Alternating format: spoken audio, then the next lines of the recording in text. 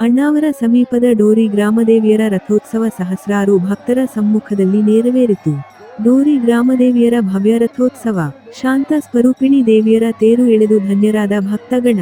ಅಣ್ಣಾವರ, ಧಾರವಾಡ ತಾಲೂಕಿನ ಡೋರಿ ಗ್ರಾಮದಲ್ಲಿ ಇದೇ ಮೊದಲ ಬಾರಿಗೆ ನಡೆಯುತ್ತಿರುವ ಗ್ರಾಮದೇವಿಯರಾದ ದ್ಯಾಮವ್ವ ಹಾಗೂ ದುರ್ಗಾದೇವಿ ಜಾತ್ರಾ ಉತ್ಸವದ ಮುಖ್ಯ ಘಟ್ಟ ರಥೋತ್ಸವ ಸಹಸ್ರಾರು ಭಕ್ತರ ಜಯ ಘೋಷಗಳ ನಡುವೆ ಶುಕ್ರವಾರ ವಿಜೃಂಭಣೆಯ ಜೊತೆಗೆ ಸಾಂಗವಾಗಿ ನೆರವೇರಿತು.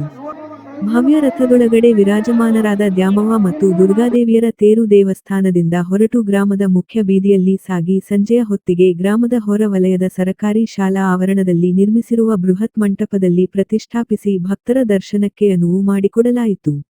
ಇವತ್ತು ಜರುಗಿದ ರಥೋತ್ಸವದಲ್ಲಿ ಸಹಸ್ರಾರು ಸಂಖ್ಯೆಯಲ್ಲಿ ಭಕ್ತರು ನೆರೆದಿದ್ದರು. ರಥ ಸಾಗುತ್ತಿದ್ದಂತೆ ಭಕ್ತರು ತಂಡೋಪತಂಡವಾಗಿ ಗ್ರಾಮದತ್ತ ಧಾವಿಸುತ್ತಿದ್ದರು. ಡೊಳ್ಳು ಕುಣಿತ, ಡೋಲ ತಾಶ, ಗೊಂಬೆಗಳ ತಂಡ ರಥೋತ್ಸವಕ್ಕೆ ವಿಶೇಷ ಕಳೆ ತಂದಿದ್ದವು. ಗ್ರಾಮದ ಪ್ರತಿ ಮನೆಯಲ್ಲಿ ಬೀಗರು ತುಂಬಿದ್ದರು. ವಿದ್ಯುತ್ ದೀಪಗಳ ಅಲಂಕಾರ ಗ್ರಾಮದಲ್ಲಿ ಹಬ್ಬದ ಕಳೆ ತಂದಿದೆ.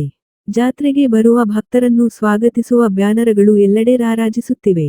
ಸಾವಿರಾರು ಭಕ್ತರ ಸಮ್ಮುಖದಲ್ಲಿ ಬೆಂಗಳೂರು ಗೋಸಾವಿಮಠದ ಮಂಜುನಾಥ ಭಾರತಿ ಸ್ವಾಮೀಜಿ ಮತ್ತು ಬೈಲಹೊಂಗಲದ ನಯಾನಗರದ ಅಭಿನವ ಸಿದ್ಧಲಿಂಗ ಮಹಾಸ್ವಾಮಿಗಳು ರಥೋತ್ಸವಕ್ಕೆ ಚಾಲನೆ ಕೊಟ್ಟು ಆಶೀರ್ವಚನ ನೀಡಿದರು. ಗ್ರಾಮದ ಹಿರಿಯರಾದ ಶಶಿಧರ ಇನಾಮದಾರ, ವಿಕ್ರಮ ಇನಾಮದಾರ, ಉಮೇಶ ಕದಂ, ವಿನೋದ ನಾಯ್ಕರ, ಸಂಗಯ್ಯ ಹಿರೇಂಥ, ಸಂದೀಪ ಕುಣಕಿಕೊಪ್ಪ ಅನೇಕರು ರಥೋತ್ಸವದ ಉಸ್ತುವಾರಿ ವಹಿಸಿದ್ದರು. ಅರ್ಚಕ ಪ್ರಭಾಕರ ತಡಕೋಡ ಶಾಸ್ತ್ರಿಕಾಜಿ ಪೂಜೆ ನೆರವೇರಿಸಿದರು. ದಿ 21ರವರೆಗೆ ದೇವಿಯರಿಗೆ ಉಡಿ ತುಂಬುವುದು ಮತ್ತು ನಿತ್ಯ ಸಂಜೆ ಪ್ರವಚನ ಹಾಗೂ ಸಾಂಸ್ಕೃತಿಕ ಕಾರ್ಯಕ್ರಮಗಳು ಜರುಗುತ್ತವೆ.